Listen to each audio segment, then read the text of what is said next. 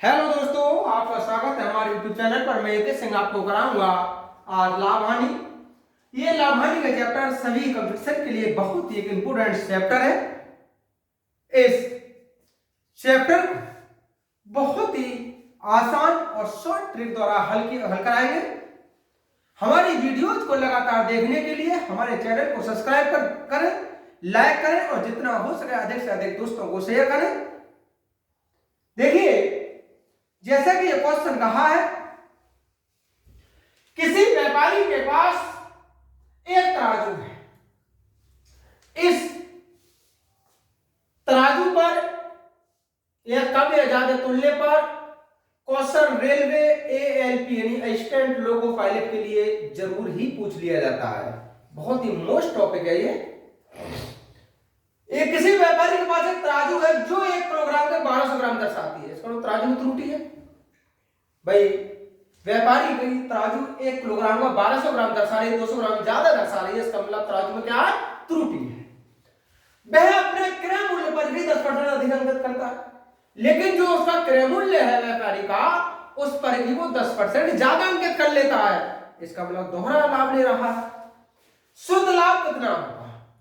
तो दोस्तों, सबसे पहले ये ज्ञात करें हम कि वास्तव में वो व्यापारी जब 1 किलोग्राम का 1200 ग्राम तोलता है, यह दिखाता है, तो ये पता होना चाहिए हमें कि तराजू के कारण उस व्यापारी को कितने % का लाभ हो जाता है।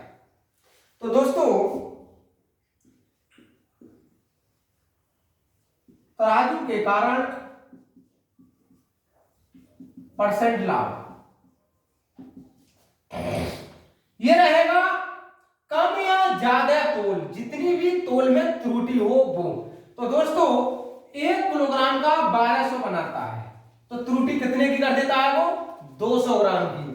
अरे भाई, फिर समझिए दोस्तों, वो व्यापारी 1 किलोग्राम तोलता है लेकिन दर्शाता कितना है? 1200 ग्राम। तो कितनी त्रुटि कर लेता है? 200 ग्राम। तो जो त्रुटि होती है वो यहां लिखते हैं 200 ग्राम, गुणा करते हैं 100 से और यहां डिवाइड कर देते हैं दोस्तों वास्तविक तोल से। और वास्तविक तोल जिसकी 1 किलोग्राम थी, नहीं 1000 ग्राम थी। यहां से ये होगा 20%। इसका मतलब 20% का लाभ तो उसे तराजू के तोलने से ही हुआ। क्वेश्चन कह रहा है कि 10% अंकित मूल्य ज्यादा लिख लेता है वो। तो दोस्तों, शुद्ध लाभ कितना होगा? इसे ये रहेगा 20 प्लस 10 प्लस 20 गुणा 10 बटा 100। ये हुआ 30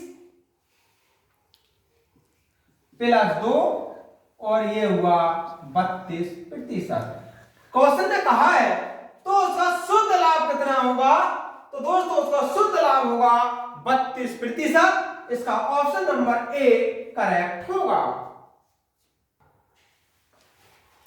नेक्स्ट क्वेश्चन है दोस्तों, एक बेईमान व्यापारी अपनी वस्तुएं क्रय मूल्य पर बेचने का दावा करता है।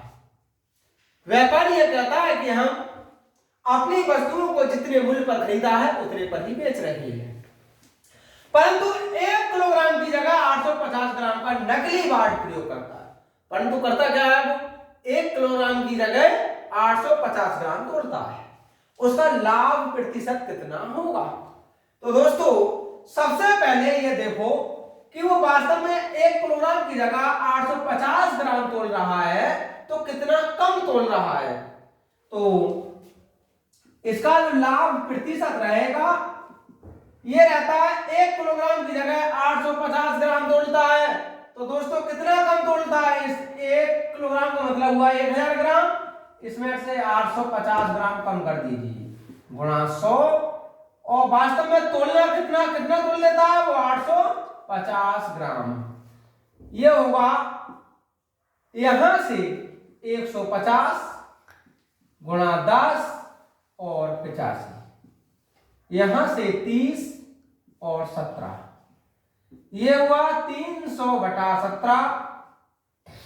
इसे डिवाइड करेंगे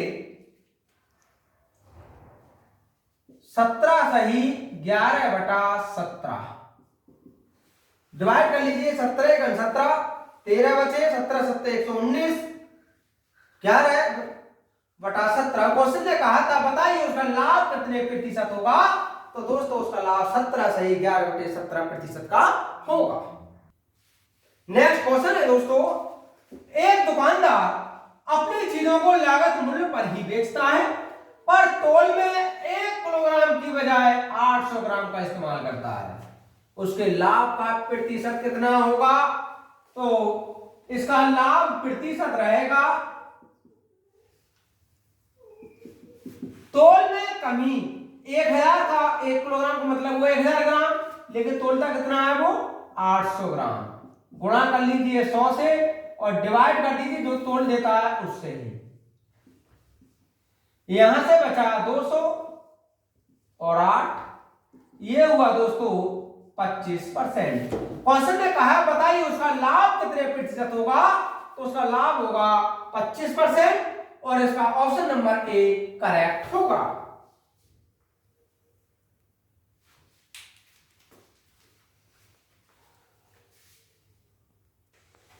नेक्स्ट क्वेश्चन है दोस्तों, एक व्यक्ति एक मेज तथा एक कुर्सी 500 रुपए में खरीदता है, वह उस मेज को 10% हानि पर तथा कुर्सी को 10% लाभ पर बेच देता है। इस पर उसे कुल लाभ 10 रुपए का होता है, तो कुर्सी का क्रय मूल्य कितना था, तो दोस्तों सबसे पहले ये देखें कि ये जो 10 रुपए का कुल लाभ हुआ है ये कुर्सी और मेज दोनों की बिक्री पर हुआ है, तो ये 10 रुपए लाभ कितने परसेंट हुआ होगा, सबसे पहले ये ज्ञात करते हैं।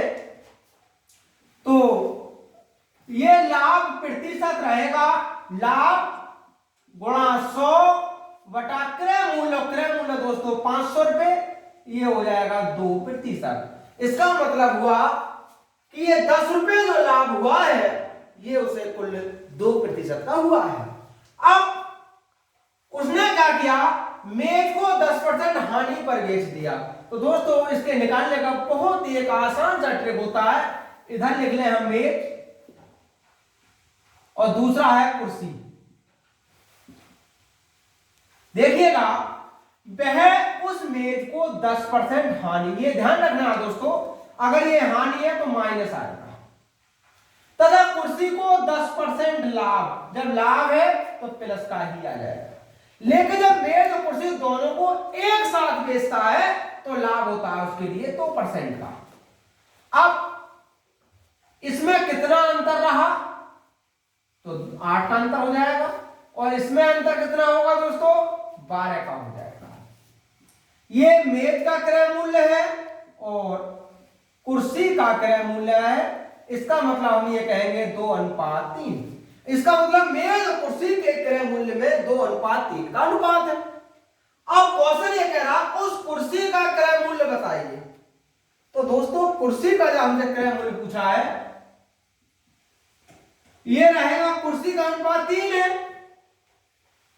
नीचे कर देंगे इन दोनों का योग, तो 3 और 2 मिलकर कितना हुआ दोस्तों 5, और गुणा कितने रुपए था कुल 500 रुपए, इससे डिवाइड किया और ये हो जाएगा 300 रुपए। क्वेश्चन ने कहा था बताइए उस कुर्सी का क्रय मूल्य कितना था, तो दोस्तों उस कुर्सी का क्रय मूल्य था 300 रुपए, इसका ऑप्शन नंबर ए सही होगा। नेक्स्ट क्वेश्चन है दोस्तों, एक दुकानदार 750 रुपए में 2 कुर्सियां खरीदता है, वह पहली कुर्सी को 22% के लाभ तथा दूसरी कुर्सी को 8% की हानि से बेचता है।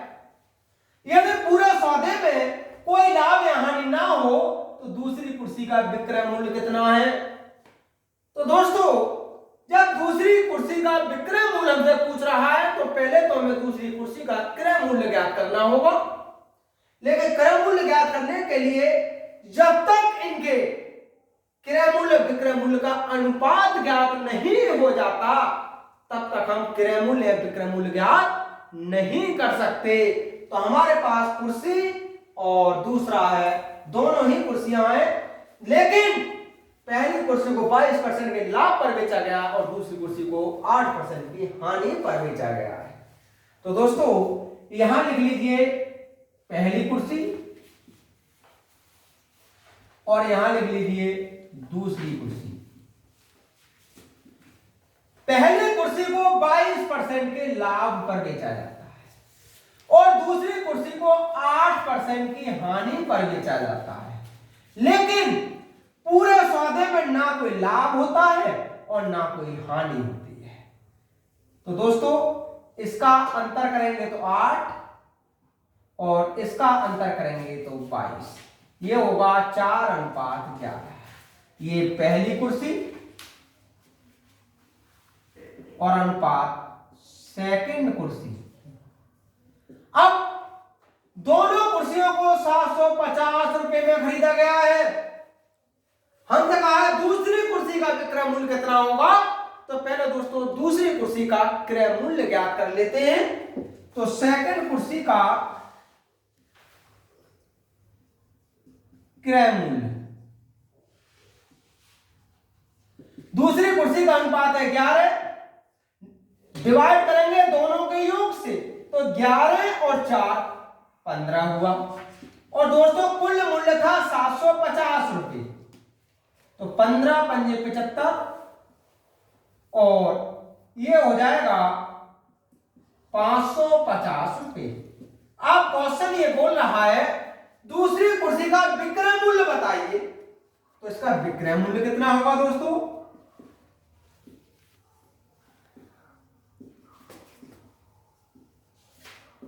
ये रहेगा 550,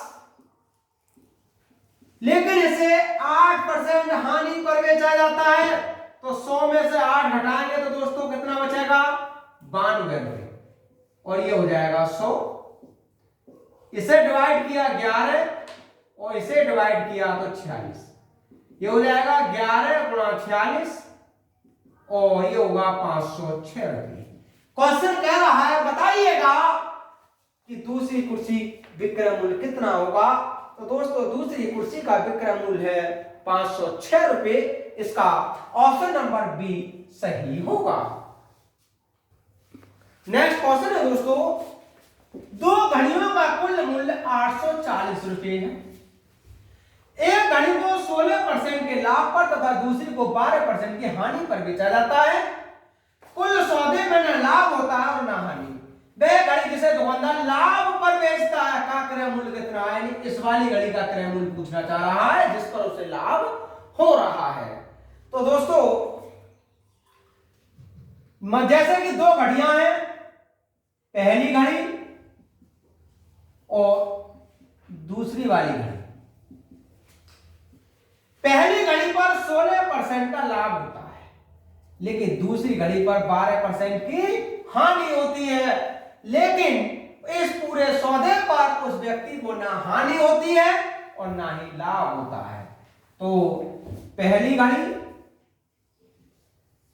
अनुपात सेकंड घड़ी के क्रय मूल्य का क्या अनुपात होगा, तो इसका अंतर करेंगे तो 12 और इसका अंतर करेंगे तो 16, ये हो जाएगा 3:4। अब क्वेश्चन ये कह रहा है कि उस घड़ी का क्रय मूल्य बताओ जिस पर लाभ हुआ है, तो लाभ तो पहली वाली घड़ी पर हुआ है, तो इसका क्रय मूल्य रहेगा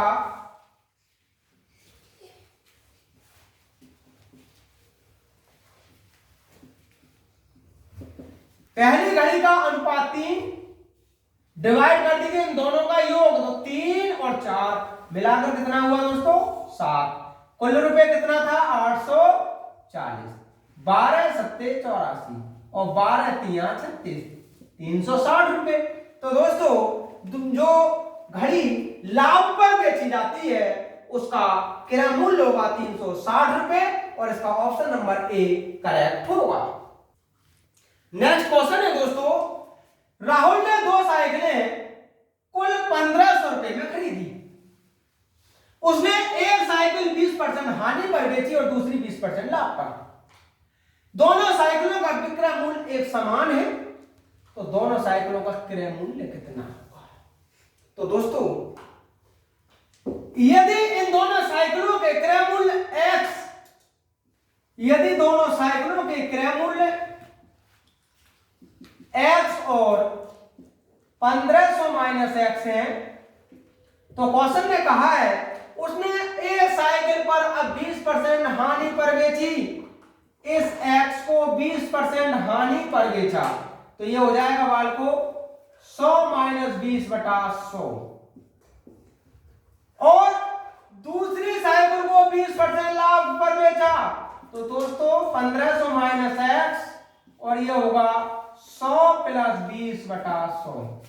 लेकिन इन दोनों के विक्रय मूल्य समान है। फिर सुनिएगा, उसने एक साइकिल 20% हानि पर बेची, यदि इनके क्रय मूल्य x और 1500 माइनस एक्स है, तो x वाली साइकिल को 20% हानि पर बेच दिया, तो 100 माइनस 20/100। और दूसरी 20% लाभ पर, तो दूसरी इसका मतलब 1500 माइनस एक्स वाली, ये हो जाएगा 1500 माइनस एक्स गुणा 100 प्लस 20/100। यहां से 20 कैंसिल किया, ये बचा 80x और यहां से बचेगा 1500 माइनस एक्स गुणा 120। 4 दूनी 8 और 4 तिया 12, ये होगा 2x।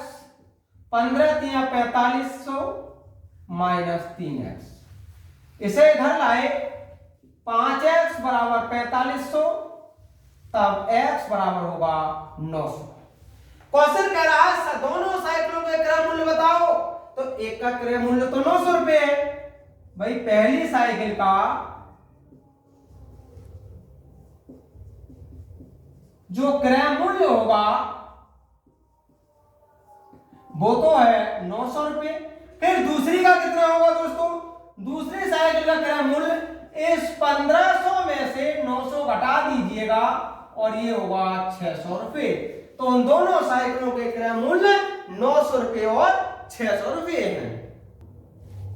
नेक्स्ट क्वेश्चन है दोस्तों, कृष्ण के पास 12 संतरे हैं, वह उनमें से x को 10% लाभ पर बेचता है और शेष को 10% की हानि पर। पूरे सौदे पर उसे 5% का लाभ होता है, x का मान कितना? समझिए दोस्तों, बहुत सीधा सा सरल क्वेश्चन है। उसने कहा 12 संतरों में से x को 10% लाभ पर बेच देता है, तो x को 10% के लाभ पर बेच देता है। और शेष को, तो दोस्तों शेष कितना हो जाएगा? 12 माइनस x। अरे भाई कुल संतरे 12 हैं, 12 में से x संतरे 10% के लाभ पर बेच दिए, शेष, तो शेष कितने बचे? 12 माइनस एक्स। ये 10% की हानि पर बेचे जाते हैं। फिर कहा पूरे सौदे पर उसे 5% का लाभ होता है, पूरा सौदे का मतलब 12 संतरे, इस पर उसे 5% का लाभ हो जाता है। यहां से होगा 10x, 12 माइनस एक्स गुणा 10 और ये होगा 60/100 और इधर भी इसका 100। ये हुआ 10x माइनस 12 माइनस x बराबर 60। 10 कॉमन लिया, x माइनस 12 प्लस x, ये होगा 60। यहां से 2x माइनस 12 बराबर 6, 2x बराबर 18, तब x बराबर होगा 9। क्वेश्चन ने कहा है बताइएगा x का मान क्या होगा? तो दोस्तों x का मान होगा 9। इसका ऑप्शन नंबर सी करेक्ट होगा। नेक्स्ट क्वेश्चन है दोस्तों, एक थेफ्ट व्यापारी किसी खुदरा व्यापारी को 12 वस्तुओं 9 वस्तुओं के अंकित मूल्य पर बेचता है। खुदरा व्यापारी उन्हें अंकित मूल्य पर बेचे तो उसका लाभ प्रतिशत कितना होगा? तो दोस्तों इसके लिए भी हम बहुत ही शॉर्ट तरीके से कर सकते हैं। उसने लाभ प्रतिशत पूछा तो सीधे ही लाभ प्रतिशत 12 वस्तुओं का और 9 वस्तुओं के अंकित मूल्य पर बेचता है। यानी जो व्यापारी था वो 12 वस्तुओं को कितने अंकित मूल्य बेचता है? 9 के बाद, तो ये हो जाएगा 12 माइनस 9 और डिवाइड कर लीजिए 9 गुणा 100। यहां से बचा 3/9 गुणा 100, ये हुआ 100/3 अर्थात 33 सही 1/3 प्रतिशत। तो क्वेश्चन ने कहा था बताइए उसका लाभ प्रतिशत कितना होगा, तो दोस्तों उस खुदरा व्यापारी का लाभ 33.1/3% होगा। नेक्स्ट क्वेश्चन है दोस्तों, किसी पदार्थ का मूल्य 6 रुपए प्रति किलोग्राम से बढ़कर 7.5 रुपए प्रति किलोग्राम हो गया है। यदि उस पर होने वाले खर्च को ना बढ़ाया जाए तो उसकी खपत में कितने प्रतिशत की कमी करनी होगी। अब जब मूल्य बढ़ा तो खर्च तो बढ़ेगा ही, लेकिन क्वेश्चन ये कहना चाह रहा है कि हम खर्च नहीं बढ़ाना चाहते बल्कि उसकी खपत कम करना चाहते हैं। तो ये बताइएगा खपत कितने % कम होगी। तो सबसे पहले ये ज्ञात करें इस क्वेश्चन में कि जब 6 रुपए प्रति किलोग्राम से बढ़कर 7.5 रुपए प्रति किलोग्राम इसका मूल्य हुआ था तो वास्तव में इसके मूल्य में कितने प्रतिशत की वृद्धि हुई होगी। तो दोस्तों मूल्य में प्रतिशत वृद्धि ये रहेगी, 6 रुपए से 7.5 हुआ तो 7.5 माइनस 6 डिवाइड करेंगे 6 से और गुणा कर देंगे 100 से। ये हुआ 1.5 गुणा 100/6 और ये हुआ 25%। इसका मतलब उसके मूल्य में 25% की वृद्धि इन्होंने कर दी है। अब क्वेश्चन ये चाह रहा हम उसका खर्च नहीं बढ़ा रहे, तो बताओ खपत कितने % कम करनी होगी। तो खपत में कमी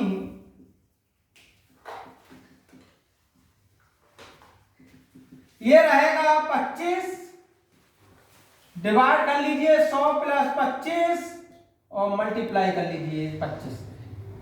ये होगा 25/125 गुणा 100, 25 पंजे 125 और ये हुआ 20 तो 20%।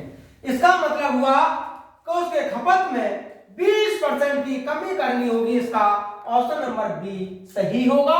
देखिए दोस्तों इस तरह के क्वेश्चन जो लाभ और हानि से संबंधित हो, किसी भी प्रकार के या किसी भी कंपटीशन के प्रैक्टिस सेट में हो, उनका लगातार अभ्यास करें।